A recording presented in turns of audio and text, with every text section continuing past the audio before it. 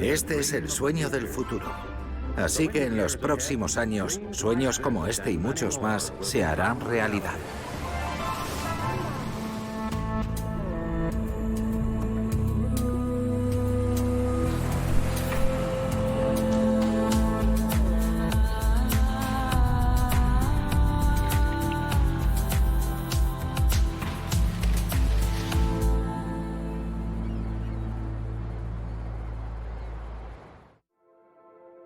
Esta es la historia de un experimento. Un experimento en el que todos participamos. Un experimento que podría tener consecuencias fatales para la supervivencia de nuestra especie. Esta niña solo tiene unos meses. Desde que estaba en el vientre de su madre, al igual que cualquier otro niño, ha estado expuesta a los productos químicos de los plásticos. Este documental explora lo que eso implica para su desarrollo y las enfermedades que podría padecer algún día. El mayor experimento sobre la población humana, porque desconocemos las consecuencias. Así que, ¿estamos dispuestos a arriesgarnos?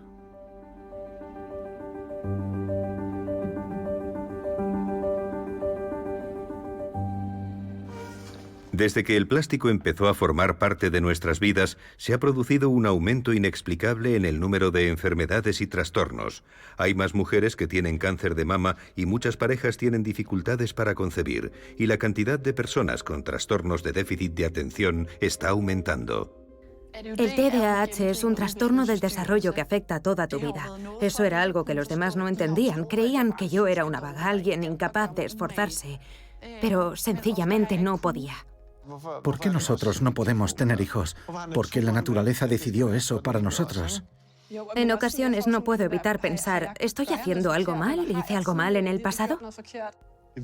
Para mí lo más importante era que tuviéramos hijos juntos, y nunca me preocupó que necesitáramos ayuda externa para poder tenerlos.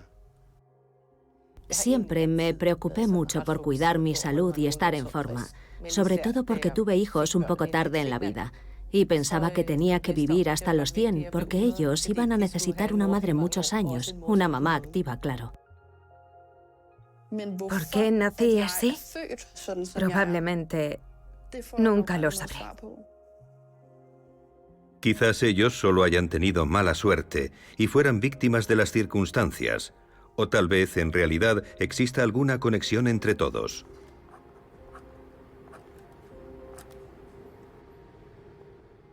En 1989, Anna Soto trabajaba en la Universidad Tufts en Boston.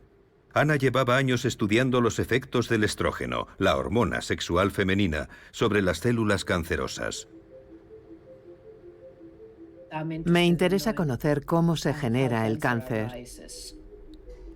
La probabilidad de que una mujer de la generación de mi madre tuviera cáncer de mama era de 1 de cada 22, ahora es de 1 de cada 7 o de cada 8, y eso es casi 3 veces más.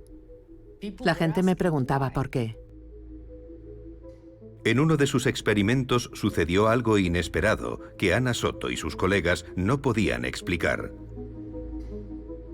Estábamos haciendo experimentos y siempre obteníamos el mismo resultado, lo cual es muy bueno. Eso significa que el experimento funciona de maravilla y entonces de repente dejó de funcionar. Nuestras muestras de control que no estaban expuestas a la hormona estaban haciendo lo mismo que las células que habíamos expuesto a la hormona. La muestra de control estaba siendo alterada por un estrógeno y no sabíamos de dónde procedía. Los científicos tardaron 4 meses en descubrir el origen del contaminante. Resultó que procedía de los tubos de plástico en los que guardaban las muestras, que liberaban una sustancia similar al estrógeno. Cuando encontramos el primer estrógeno en el plástico, nos dimos cuenta de que era un problema de salud pública. Porque simplemente pensamos que no se debería exponer a los bebés a través de los biberones, etc. A comienzos de la década de 1990, el pediatra danés Anders Juul, quien no conocía los trabajos de Anna Soto, descubrió también algo que lo desconcertó y preocupó. Cada día más niñas acudían a su consulta con el mismo problema. Mi especialidad como pediatra era el estudio de los niños con trastornos de la pubertad. Y me llamó la atención que cada día nos llegaban más casos de desarrollo prematuro de los senos, mucho antes de lo que los libros decían que debíamos esperar. El número de niñas afectadas seguía aumentando. Anders Juhl empezó a investigar si podía ser cierto que las niñas llegaran a la pubertad cada vez más temprano. Cuando lo recibamos, podremos darles una estimación de cuántas muestras de orina recolectaremos y en qué escuelas. Y puso en marcha un ambicioso estudio para seguir durante 15 años a un grupo de colegialas danesas. Los resultados fueron preocupantes. La edad promedio de inicio de la pubertad había descendido en un periodo de 15 años desde los 11 a los 9,9 años. Fue un descubrimiento sorprendente, un cambio muy importante que no podíamos explicar. Anders Juhl no fue el único que se enfrentó a un problema inexplicable a comienzos de los años 90. En el Hospital Rigs, en Dinamarca, un grupo de investigadores acababa de descubrir que algo le estaba pasando a la calidad del semen masculino. La calidad del semen se ha reducido a la mitad en hombres aparentemente sanos en un periodo de 50 años. Yo ya sospechaba que había disminuido, pero no de forma tan drástica. Pensaba, no puede ser correcto, y si lo es, entonces es muy grave. Y si es algo que ha pasado durante un periodo de 50 años, no ha sido por un cambio en nuestro genoma, en nuestros genes, sino que tiene que deberse a factores ambientales y a nuestro estilo de vida. La causa es algo que ha aparecido recientemente.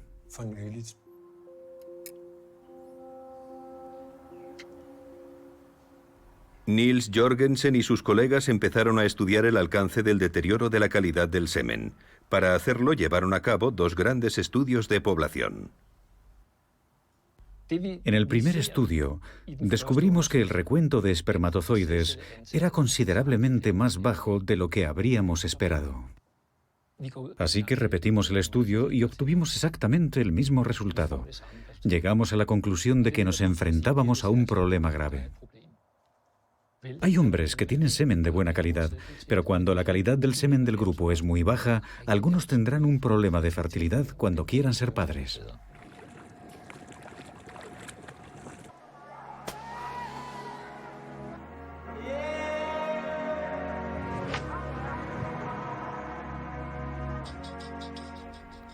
Cuando Preben y Cecilia se conocieron, no podían imaginar que estarían entre el 15% de parejas que sufren infertilidad involuntaria.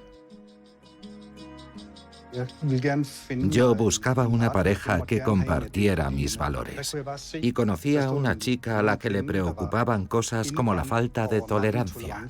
Me pareció muy interesante y quise conocerla mejor. Yo estaba en un momento de mi vida en el que estaba preparada para conocer al padre de mis futuros hijos. Y algo me dijo que ese hombre podría ser Preben. Y cuando intentamos quedarnos embarazados, enseguida descubrimos que para nosotros no iba a resultar tan fácil. Probamos tanto con esperma de donante como con óvulos de donante y también usando los nuestros. También decidimos probar la donación de óvulos en España. Nada funcionó. También me trataron con inmunosupresores. Y cada vez que teníamos esperanzas, luego no pasaba nada. Sin duda, es lo más duro por lo que hemos pasado. Los investigadores confirmaron que sus observaciones eran correctas, pero nadie podía explicar por qué, en un periodo de tiempo tan corto, se había producido un incremento tan dramático de diferentes enfermedades. Ana Soto, sin embargo, había descubierto una pista importante cuando las sustancias químicas de los tubos de plástico destruyeron sus experimentos. Ese contacto con el plástico me convirtió, por así decirlo, en toxicóloga por casualidad. Yo no soy toxicóloga, pero estoy estudiando esto debido a un descubrimiento accidental en el laboratorio. En 1991, Ana Soto presentó su hallazgo en un congreso científico en Wingspread, Estados Unidos. Los asistentes a la conferencia procedían de diferentes disciplinas científicas, pero todos tenían algo en común. Habían observado cosas inexplicables en sus investigaciones. Se habló de caimanes macho con óvulos en sus testículos. de ranas que se convertían en hermafroditas y de focas que no se reproducían con normalidad. En la conferencia, los científicos compartieron por primera vez sus sospechas de que los productos químicos de los plásticos y de otras fuentes estaban alterando nuestro sistema endocrino. Desde entonces, estos productos químicos tienen un nombre: disruptores endocrinos. Nuestro sistema endocrino está formado por glándulas repartidas por todo nuestro cuerpo. Las glándulas producen hormonas que ayudan a nuestro cuerpo a crecer, dándonos la inteligencia, haciéndonos hombres y mujeres y, entre otras cosas, regulando nuestro metabolismo. Los disruptores endocrinos se parecen tanto a nuestras hormonas naturales que de alguna manera pueden imitarlas y ocupar su lugar en el cuerpo. Por tanto, pueden alterar todo nuestro sistema endocrino. Hemos llegado a un punto en el que aproximadamente el 10% del conjunto de nacimientos es concebido con la ayuda de tratamientos de fertilidad. Imaginemos que una enfermedad afectara al 10% de la población. Diríamos, vaya, esa es una cifra muy alta. Lo solucionaremos con tratamientos de fertilidad. Sí, pero no resolveremos el problema. Inspirado por los nuevos hallazgos sobre los disruptores endocrinos, Niels Jorgensen y su equipo comenzaron un ambicioso proyecto de investigación. Investigamos los disruptores endocrinos como una de las posibles explicaciones. Y cuando hablamos de la calidad del esperma, sabemos que el desarrollo testicular en el interior del útero es el alfa y el omega. Es entonces cuando se decide la calidad del semen del hombre. El estudio descubrió la relación entre el nivel de disruptores endocrinos en mujeres embarazadas y el desarrollo de los testículos de sus hijos. Estamos bastante seguros de que la baja calidad del semen en los hombres adultos es, en gran medida, el resultado de algo que fue mal en sus testículos en la etapa fetal. Estamos hablando de lo que llamamos el primer trimestre, en las primeras 12 semanas, cuando el feto es muy sensible y es muy importante que nada lo perturbe. Pero ¿cuáles son las sustancias químicas que pueden dañarnos en una etapa tan temprana como la etapa fetal? Los plásticos se fabrican a partir del petróleo, al que se le añaden productos químicos para darle características diferentes. Los eftalatos, por ejemplo, se utilizan para ablandar el plástico. Y los bisfenoles para endurecerlo. Las sustancias químicas entran en nuestro cuerpo de diferentes formas. Por ejemplo, tocando el plástico, comiendo alimentos envasados en plástico, bebiendo de botellas de plástico, etc. El 100% de nuestros participantes tienen los así llamados eftalatos viejos. Por lo tanto, son los sustitutos. Sí, pero las muestras de orina de esta chica contienen muchos metabolitos de eftalato. Anders Juhl buscaba una explicación a por qué las niñas entran en la pubertad a una edad cada vez más temprana, y los disruptores endocrinos llamaron su atención.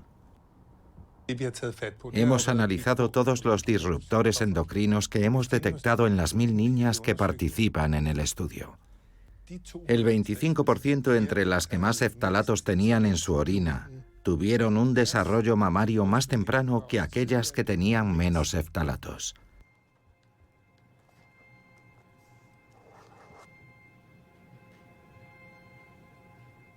La pubertad temprana es el resultado de exponer el cuerpo a estrógenos. Y cuantos más años vivas con estrógenos en tu cuerpo, más alto será el riesgo de que en el futuro desarrolles enfermedades por el estilo de vida y cáncer de mama.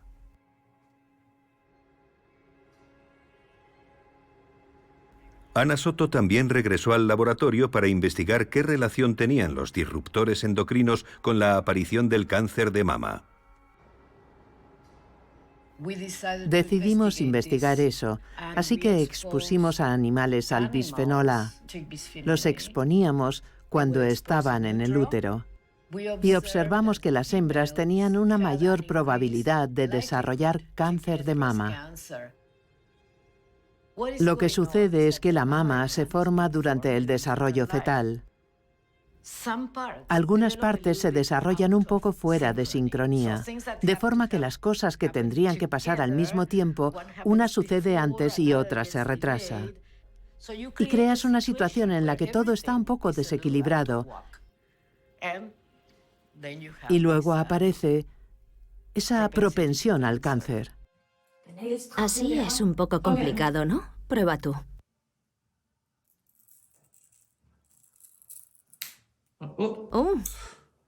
Corta otra vez. El de mama es el cáncer más común entre las mujeres. Afecta a 1 de cada 8. Louise Gill tenía 40 años cuando enfermó.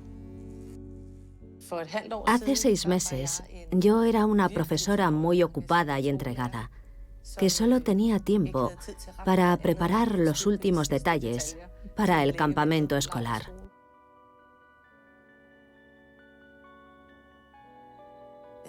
A veces sentía que mi pecho estaba un poco duro o tenso, pero no le daba importancia porque no era un bulto o algo parecido. En ese caso me habría alarmado y habría ido a revisión por precaución. Me sentía fuerte y me sentía bien. Si fuera algo serio, me dolería la cabeza o estaría cansada. Si estuviera enferma, lo notaría. Eso era lo que pensaba, pero no siempre sucede así.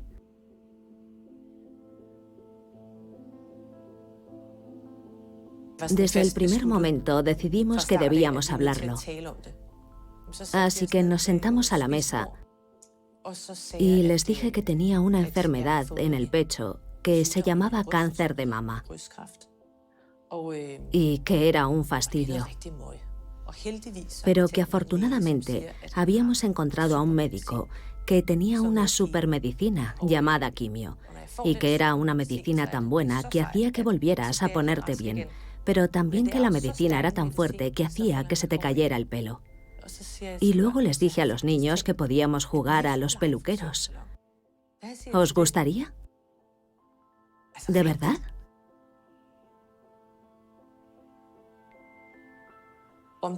Dos semanas después, me extirparon todo el pecho izquierdo y todos los ganglios linfáticos del lado izquierdo.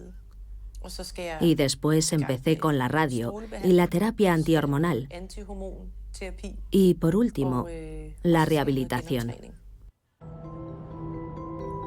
Las investigaciones realizadas por los primeros pioneros a comienzos de la década de los años 90 pusieron las bases para los trabajos posteriores de muchos otros científicos. Entre ellos, Tina Cole Jensen, que estudia el efecto de los disruptores endocrinos en el desarrollo infantil. Tina es la directora de la cohorte infantil Odense en Dinamarca, un proyecto de investigación estadística que está haciendo el seguimiento a 2.450 niños desde el periodo fetal hasta los 18 años. Hoy los niños tienen 10 años y toca medirlos y pesarlos. Sí. El proyecto lleva en marcha desde 2010 y consiste en diferentes grupos de estudio que lo abarcan todo, desde la lactancia materna y la nutrición hasta el desarrollo físico y cognitivo de los niños. ¿Tienes hermanos? ¿No? ¿Eres hijo único? Sí. ¿Tienes una mascota? Sí, un hámster enano. Qué bonito. ¿Cómo se llama? Curly. Tina Cole Jensen estudia cómo afectan los disruptores endocrinos al desarrollo infantil. Ya te hemos extraído sangre. Ahora vamos a enviarlo todo a un laboratorio de Holanda. Los coges y los coses así. Arriba. Genial. Coge la plancha. 1, 2, 3, ya. Lo importante de los disruptores endocrinos es que a largo plazo podrían afectar a su salud. Puede que sea algo que se manifieste cuando quieran tener sus propios hijos, cuando entren en la pubertad, cuando sean adultos, en la escuela o en la carrera que elijan. Cuando se trata de estas sustancias hay que observar a los niños durante mucho tiempo. ¡Bravo! Ni un solo error. Sí, aquí me equivoqué. Sí, pero lo corregiste, así que no cuenta como error, ¿verdad? Sí, muy bien. La puntuación que obtenga hoy no tiene que ver con cómo lanza la pelota o cómo monta en bicicleta. Nos ayudará a determinar qué factores afectan a su desarrollo comparado con los otros 2.449 niños. Puede que él sea más alto o más bajo que la media, y eso podría deberse a que ha estado expuesto a algunas de esas sustancias ahora o en la etapa fetal.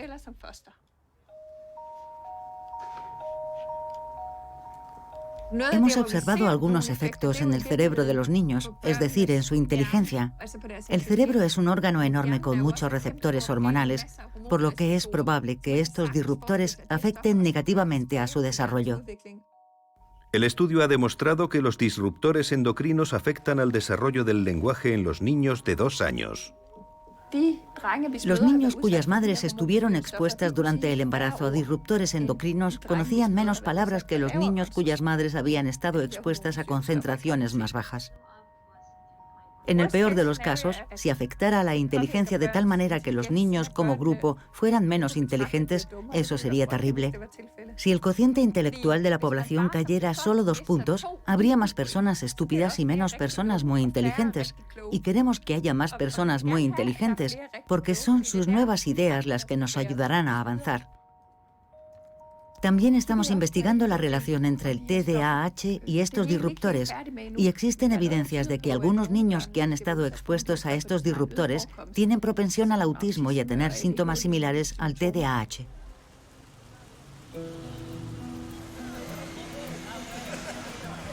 Bárbara de Mení es una de las científicas que más sabe sobre cómo las sustancias químicas disruptoras alteran el desarrollo del cerebro.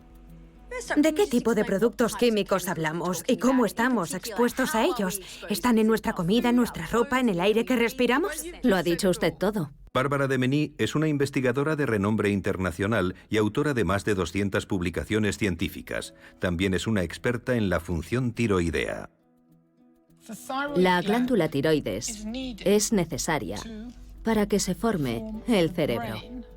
La glándula tiroides produce las hormonas necesarias para que el cerebro se desarrolle, pero cuando se interrumpe la producción natural de hormonas, las consecuencias pueden ser graves.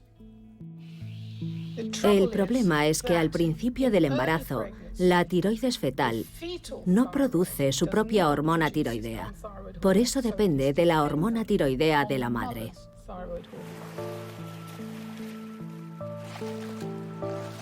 Las mujeres embarazadas están expuestas. Se pueden poner crema en la piel, que a menudo contiene ftalatos. Comerá bisfenola. Beberá bisfenola en el agua que consume. Y también está en la ropa que lleva. Es un círculo vicioso. La madre se ve afectada. Y el niño también. Y esto lo sabemos.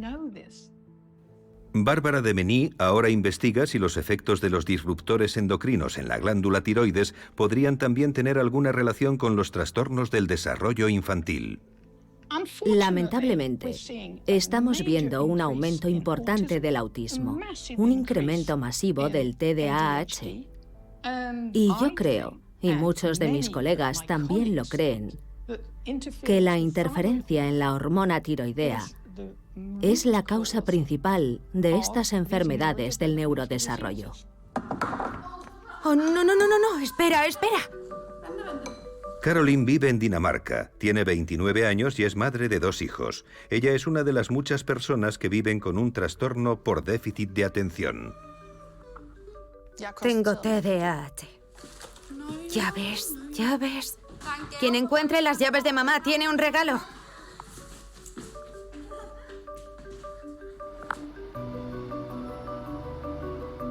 Yo fui un hueso duro de roer para mis padres.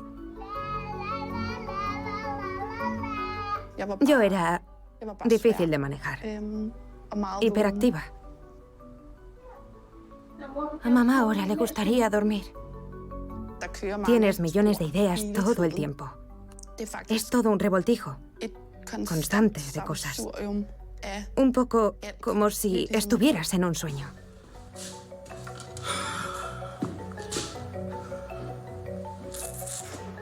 ¿Dónde buscas las llaves cuando no tienes idea de dónde están? Perdí la llave de la bicicleta. Perdía la bolsa de gimnasia. Tenía entrenamiento de balonmano a las 4 y lo olvidaba porque a las 4 ya no me quedaban fuerzas. Estaba agotada, mientras que todas las demás estaban bien.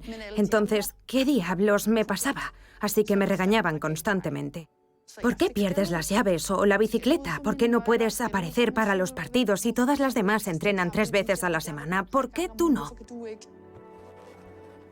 Caroline tenía 17 años cuando descubrieron que no era una adolescente perezosa, sino que tenía TDAH. Es muy triste recordar todas las veces que me gritaron. Podría haberme ahorrado eso. Esto te acompaña siempre. De verdad. A veces cuando suena el teléfono, instintivamente pienso, vale, ¿qué he olvidado ahora? Alguien va a regañarme. Es increíble que haya sobrevivido 30 años y que no haya muerto de agotamiento mental. En París, Bárbara de Meny y su equipo investigan cómo afectan diferentes sustancias químicas al cerebro. Como por razones obvias no se pueden realizar estas pruebas en humanos, exponen a renacuajos a sustancias susceptibles de ser disruptores endocrinos. Lo que investigamos aquí son los efectos de los eftalatos, pero también de los fenoles. Si interfieren con la función normal de las hormonas fenólicas. Cuesta pensar que los renacuajos y los humanos tengan algo en común, pero de hecho sus glándulas tiroides y sus hormonas funcionan de forma similar. Los renacuajos que vemos nadando con su cola, como los peces, se metamorfosearán en una rana con 4 extremidades sin cola. Es un proceso que activan las hormonas fenólicas. Si pones, por ejemplo, una dosis alta de percloruro en su agua, entonces los renacuajos no se metamorfosearán en ranas. Y seguirán creciendo hasta convertirse en renacuajos enormes que nunca se metamorfosearán. Hay muchos productos químicos que interfieren con las hormonas tiroideas. Los hemos probado en nuestros renacuajos, pero también los hemos probado en cerebros de ratones y en peces cebra, y siempre con el mismo resultado, que es que esos disruptores endocrinos interfieren en el desarrollo del cerebro. Tenemos evidencias claras de que los eftalatos alteran las hormonas tiroideas. Lo sabemos con seguridad porque hemos realizado experimentos epidemiológicos y experimentos con animales, de forma que estamos seguros de que un cierto número de compuestos afectan al desarrollo del cerebro. Fin de la historia.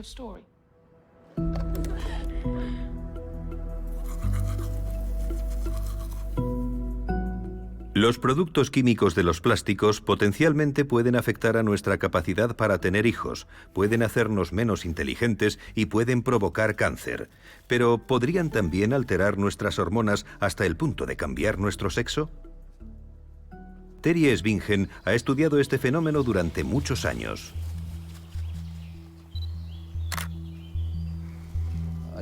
Yo pasé muchos de mis años de formación de postdoctorado en Australia, estudiando el desarrollo sexual y por qué los niños se convierten en niños y las niñas en niñas. Lo investigábamos a nivel genético, pero el campo de los disruptores endocrinos era una dimensión completamente nueva. El ser humano altera el entorno y eso afecta a su desarrollo.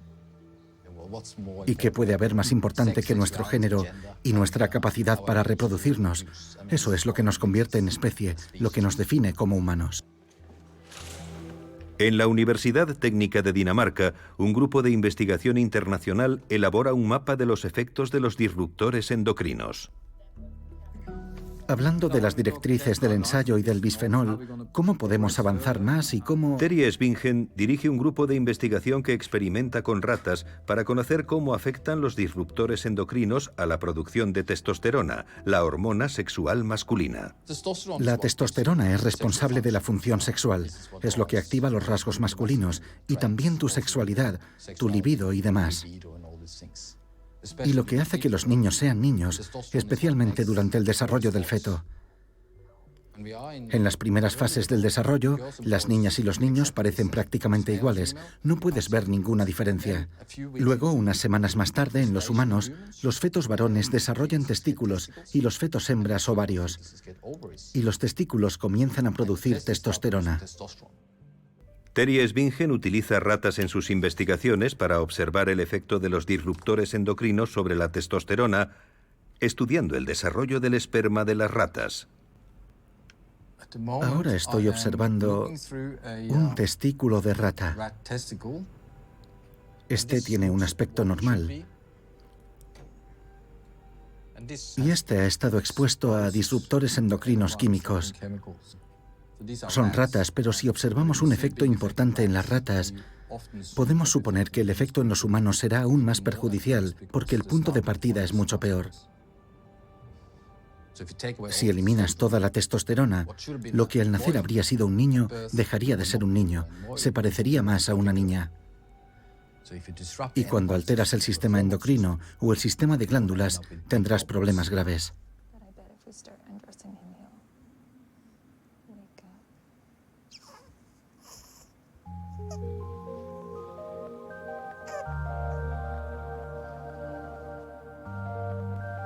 Katrin y Emil tienen problemas para quedarse embarazados y llevan años sometiéndose a tratamientos de fertilidad. Siempre estuve seguro de que algún día tendría hijos. La cuestión era si quería 2, 3 o 4. Siempre te he imaginado como el padre de mis hijos. Seguro que serías el mejor padre. Qué bonito. Cuando empezaron con los tratamientos de fertilidad, estos se centraban exclusivamente en la calidad del semen de Emil. La calidad del semen de Emil era muy baja. Y eso no era bueno, así que seguimos un tratamiento para eso. En aquel momento no era un problema mío.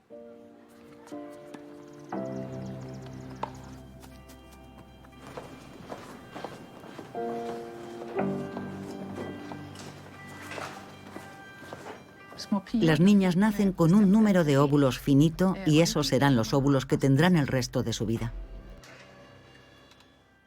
Hanna Johansson forma parte del equipo de la Universidad Técnica de Dinamarca. Ella investiga un área de la que hasta ahora apenas se sabía nada. En los estudios sobre cómo los disruptores endocrinos afectan al cuerpo, sobre todo se investigaba cómo afectaban a los hombres, pero nunca se había investigado mucho sobre cómo afectaban a las mujeres.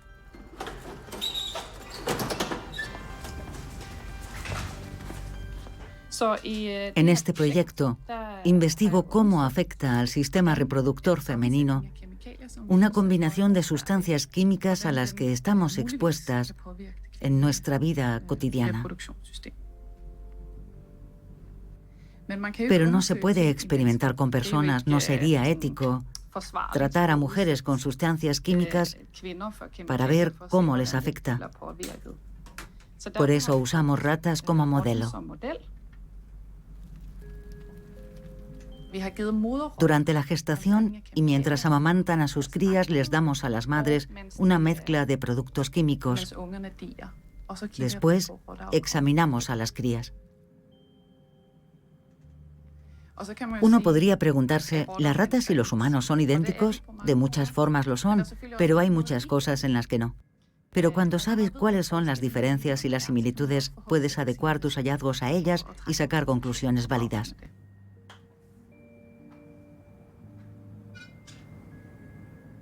Los resultados de los experimentos de Hanna Johansson son preocupantes.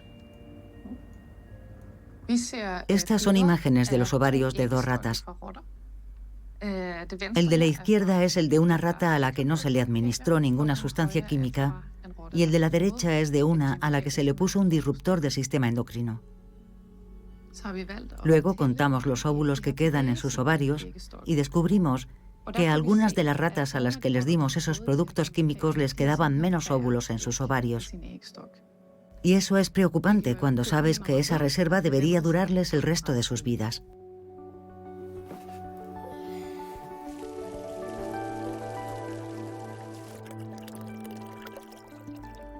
Creo que fue la víspera de Año Nuevo, ¿no? Pedimos un escáner privado. En la Nochevieja de 2019. Sí. Y vimos el corazón latiendo. Un corazoncito latiendo. Luego hicimos otro escáner poco tiempo después y el corazón latía. Así que teníamos muchas esperanzas y estábamos muy contentos cuando nos fuimos a esquiar esas vacaciones.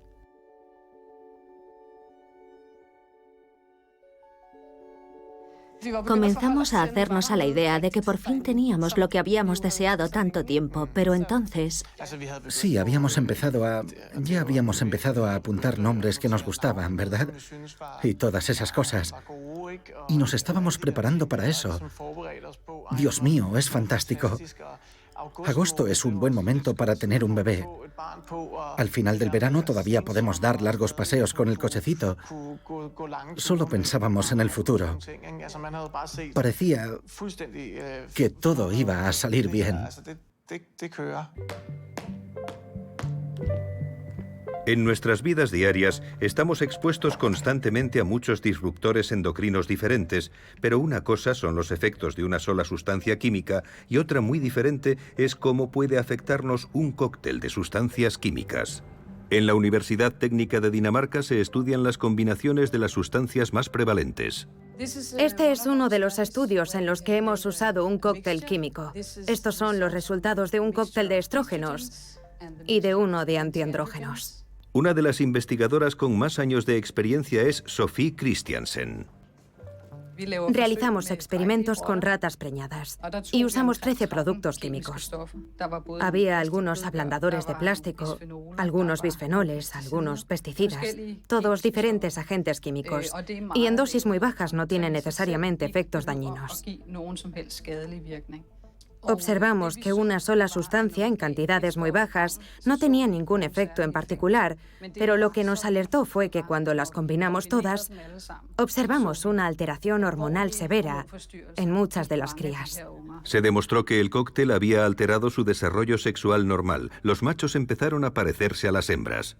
Vimos una prevalencia creciente de la así llamada distancia anogenital reducida. Es decir, la distancia desde el ano hasta la uretra en desarrollo. La gente que ha tenido gatitos sabe que es una buena manera de saber si son machos o hembras. Normalmente la distancia anogenital es 2 veces mayor en las ratas macho que en las ratas hembra, pero en las ratas que habían recibido el cóctel de productos químicos prácticamente no había ninguna diferencia. Bien, vamos con el estudio sobre la retención del pezón en animales. Supongo que yo me ocuparé de las básculas, pesando los órganos. ¿Quién contará los pezones? Puede hacerlo Dorte o Lilian. Sofie Christiansen también observó en las ratas macho de sus experimentos otros rasgos femeninos. Las ratas macho normalmente no tienen pezones, pero en este experimento se ven los pezones donde los tienen normalmente las hembras. En el peor de los casos no puedes distinguirlas. Y ese es un descubrimiento de una naturaleza muy grave. Algunas de las cosas que ocurren en un feto de rata también podrían pasarle al feto de un niño o de una niña.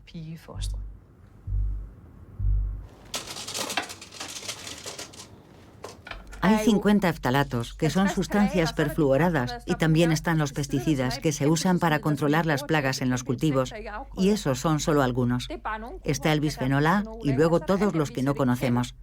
Por eso tenemos que empezar a estudiarlos todos juntos, para saber más sobre todos ellos y saber hasta qué punto estamos expuestos a ellos. Es importante que no los estudiemos individualmente, porque constantemente estamos expuestos a miles de sustancias. La gran cantidad de datos de la amplia cohorte de niños de Tina Cole Jensen es una oportunidad única para investigar si un cóctel de sustancias químicas resulta también más perjudicial para los seres humanos. Junto con otros científicos europeos, estamos estudiando todos los productos químicos a la vez, no de forma aislada. Mediremos el impacto acumulado y así se podrá elaborar un modelo. Para eso enviamos allí algunas de las muestras de los niños.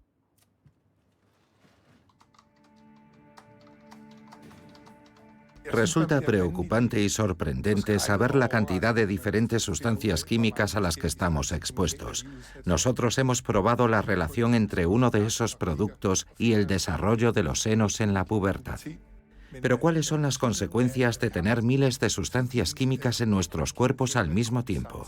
Sin duda este es un gran experimento, porque desconocemos por completo qué efectos pueden provocar todas esas sustancias mezcladas. Ignoramos los efectos de este cóctel tóxico al que estamos expuestos. Puedes dejar de fumar, comer sano, hacer ejercicio, pero con esto no puedes hacer nada.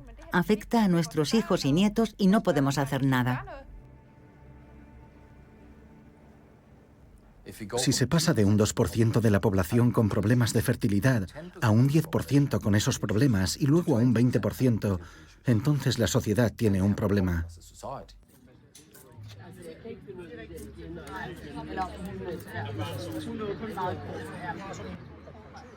Tras haber intentado la mayoría de tratamientos de fertilidad, Cecilia y Preben se han resignado a una vida sin hijos. Creo que tenemos una buena vida, pero siempre estará esto, algo que nunca podré sentir. Y este dolor me acompañará siempre. Es un dolor que no desaparecerá. El dolor por no tener... No he perdido a un bebé, no he enterrado a un hijo, pero es doloroso no poder tener nunca un hijo. Incluso en Dinamarca, donde es fácil acceder a un tratamiento de fertilidad, aproximadamente un tercio de las parejas vuelven a casa con las manos vacías después del tratamiento. No puedes ayudar a todos. Ya han pasado más de 30 años desde que los científicos dieron por primera vez la voz de alarma acerca de la existencia de sustancias en los plásticos que podían enfermarnos. Desde entonces, la producción de plásticos ha aumentado mucho y actualmente hay en el mercado más de 80.000 productos químicos diferentes. Hasta hoy, solo los científicos han investigado si esos productos químicos son perjudiciales para la salud. La industria sigue presionándonos. Somos científicos académicos y hemos demostrado que sus productos no son seguros.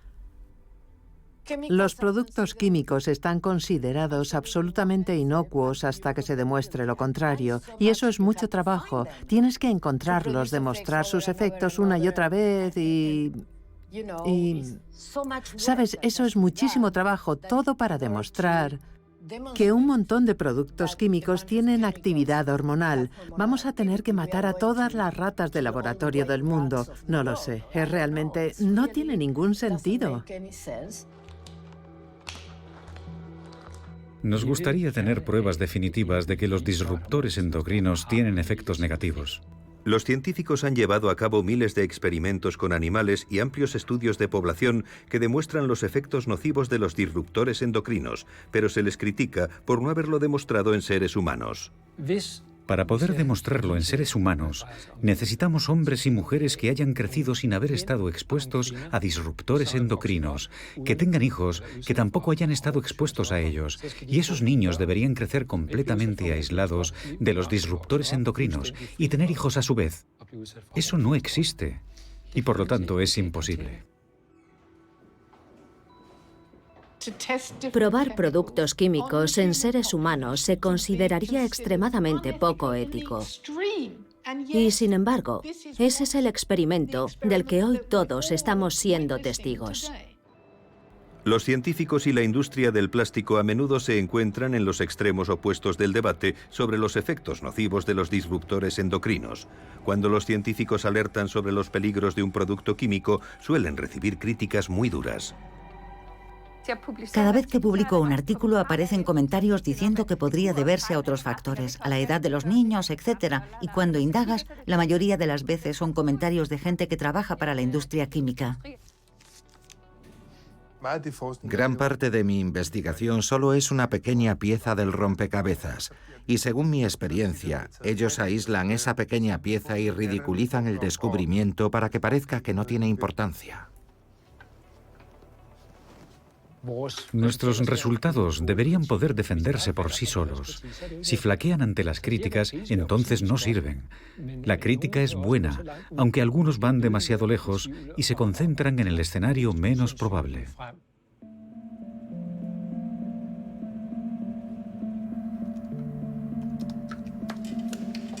A veces las críticas proceden claramente de la industria. Dicen que puede deberse a bla, bla, bla, y entonces los investigadores tenemos que dar un paso adelante y responder, y siempre estás en el mismo punto. Tienes que dedicar 10 o 20 años de trabajo para demostrar que algo es más perjudicial que beneficioso. Tienes que responder a muchas críticas absurdas, de forma que no avanzas. En lugar de simplemente decir, vale, te hemos escuchado, tal vez sea así, pero todas las evidencias apuntan en esa dirección. Algunos disruptores endocrinos están prohibidos en todo el mundo, pero en los plásticos aún quedan miles de agentes desconocidos. Entonces, ¿qué nos deparará el futuro? ¿Qué soluciones tenemos? Es aterrador que haya un grupo tan grande de niños daneses constantemente expuestos sin saberlo, en sus casas, en las guarderías, en las escuelas, a algunos de los productos químicos que nosotros como sociedad hemos aceptado en nuestro mundo.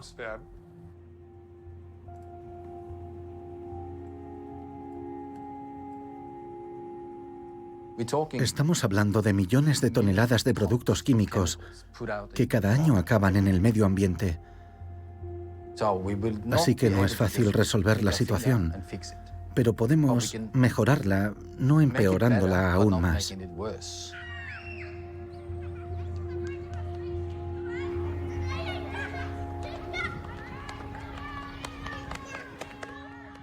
Realmente nos estamos jugando mucho. Nuestra especie, el planeta, esas no son cosas menores.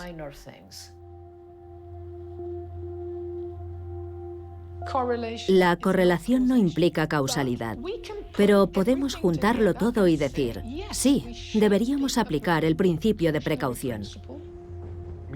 Mi objetivo no es una sociedad libre de productos químicos, pero deberíamos asegurarnos de que los agentes a los que estamos expuestos, los que son más dañinos para nosotros, sean eliminados gradualmente. Si hiciéramos todas esas cosas, sería un problema del pasado, pero no lo es, por eso yo sigo aquí. Porque este es un problema de salud pública y de salud ambiental. Y la gente como yo está convencida de que hay un problema, por eso no nos damos por vencidos.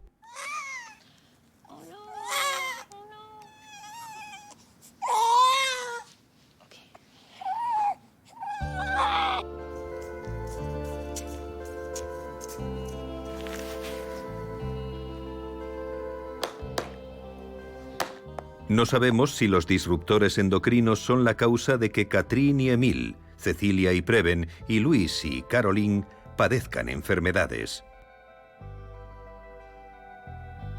Pero sí sabemos que ellos, como todos nosotros, han estado expuestos al plástico desde la fase fetal.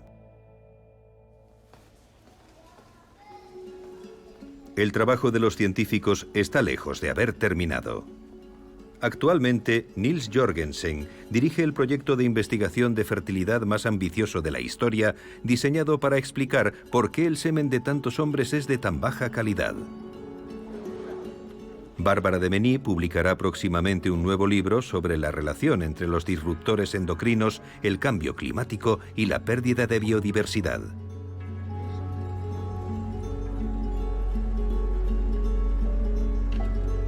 Terry Svingen y su equipo siguen investigando la relación entre la exposición temprana a disruptores endocrinos y sus efectos nocivos en el feto.